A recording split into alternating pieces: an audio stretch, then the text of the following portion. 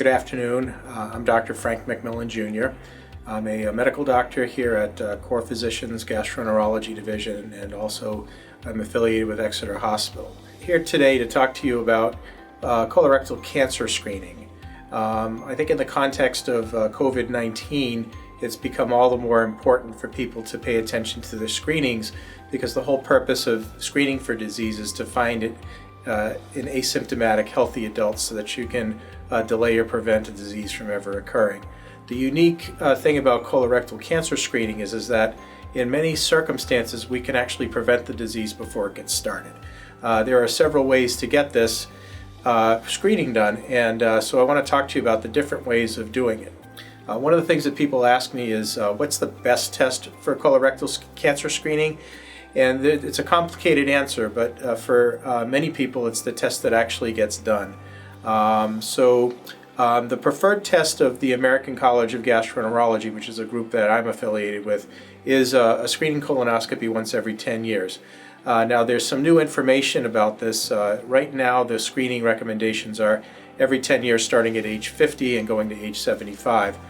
Recently, the U.S. Public Health Services Task Force, they have proposed and they have written a draft regulation stating that the age is going to go from 50 to 45.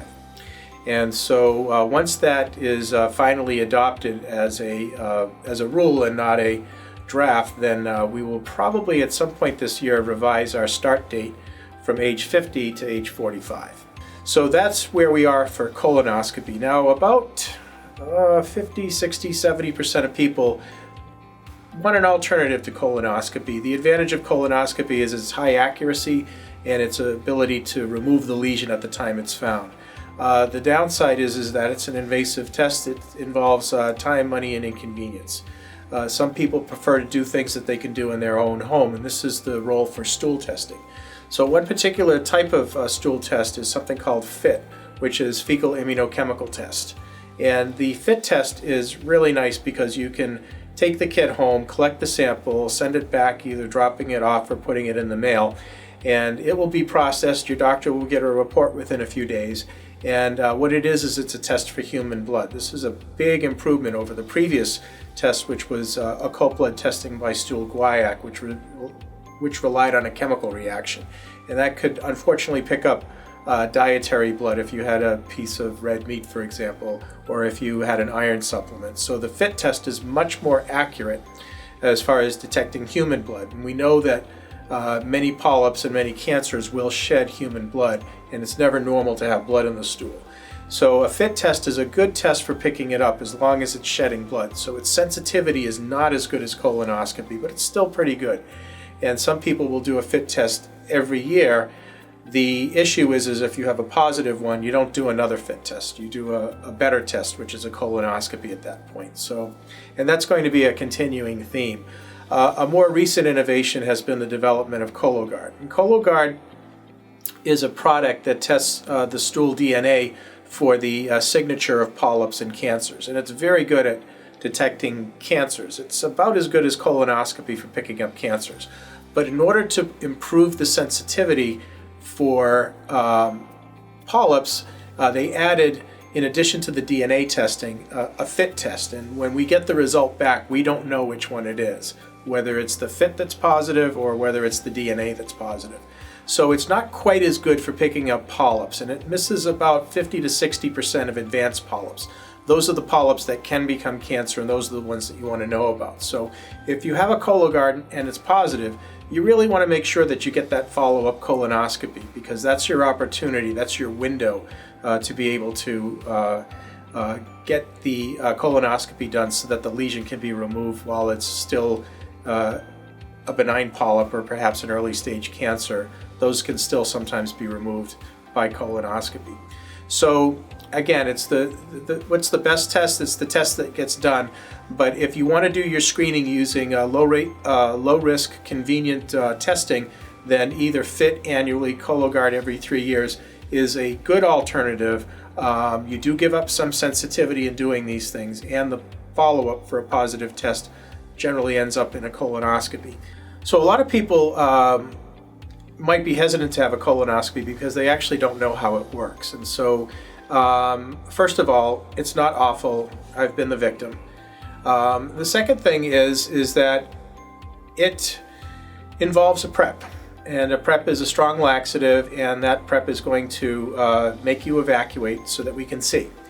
That is usually done in 2 doses over the evening prior and the morning before your test begins. When you come into the facility, you'll generally be greeted by a nursing professional.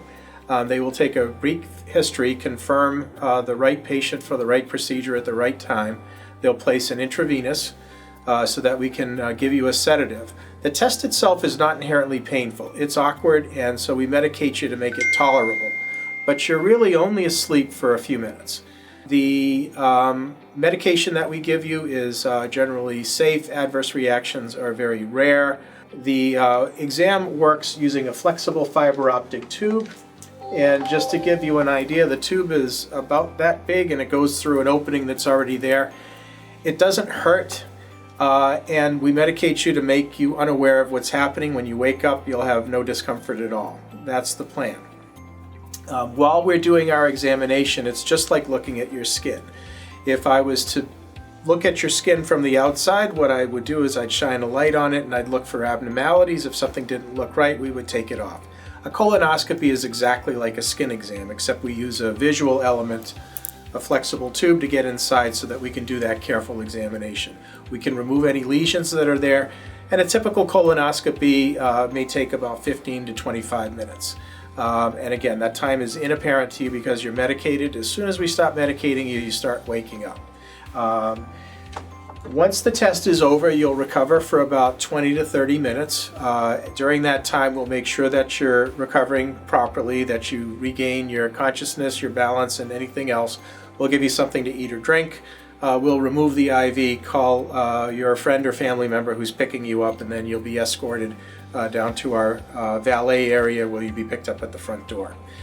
The only thing that's different from doing colonoscopy in the pre-COVID era to the COVID era is that we do a nasal swab 1 to 2 days prior to your procedure to make sure that you can safely undergo the procedure and that everybody around you is safe as well.